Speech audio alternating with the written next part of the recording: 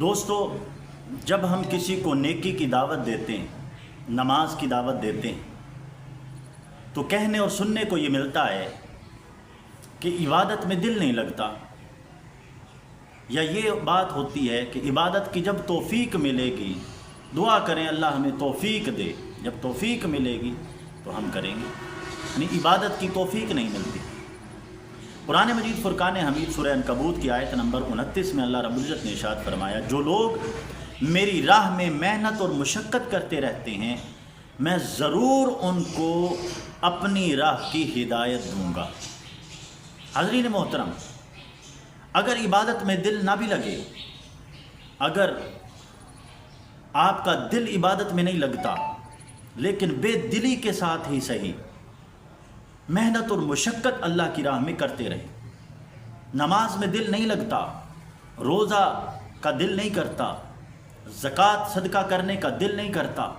نیکی کرنے کا دل نہیں کر رہا، قرآن پڑھنے کا دل نہیں کر رہا، نوافل اور سنت ادا کرنے کا دل نہیں کر رہا، لیکن آپ اپنے اوپر یہ مشقت کرتے رہیے، بے دلی کے ساتھ ہی صحیح عبادت کرتے رہیں، نماز پڑھتے رہیں، رمضان آئے روزے رکھیں، قرآن کی تلاوت کرتے رہیں، بے دلی کے ساتھ ہی کیوں نہ ہو، لیکن یہ عمل کرتے رہیے۔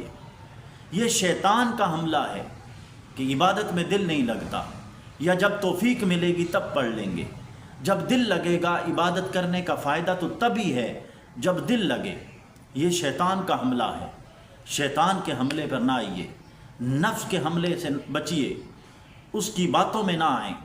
بلکہ بے دلی کے ساتھ ہی کیوں نہ ہو لیکن مشقت کرتے رہیں، اللہ کی راستے پر چلتے رہیں، اللہ کی راہ میں چلتے رہیں، نوافل ادا کریں، نماز ادا کریں، قرآن کی تلاوت کریں، روزے رکھیں،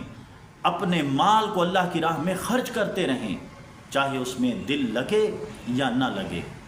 جب یہ عمل آپ کریں گے تو اللہ رب العزت نے جب قرآن میں بیان فرما دیا کہ جو لوگ میری راہ میں مشقت کریں گے، محنت کریں گے، میں انہیں ضرور اپنی راہ کی ہدایت دوں گا، تو اللہ رب العزت کب ہدایت کا دروازہ کھول دے، کب آپ کو پھر عبادت میں لذت آنی شروع ہو جائے، کب آپ کو چاشنی آنی شروع ہو جائے، کب آپ کا دل لگنے لگ جائے، یا اللہ کی توفیق آپ کو مل جائے، تو یہ ملے گی ہی تب جب آپ اس راہ پر محنت اور مشقت کرتے رہیں۔ والسلام۔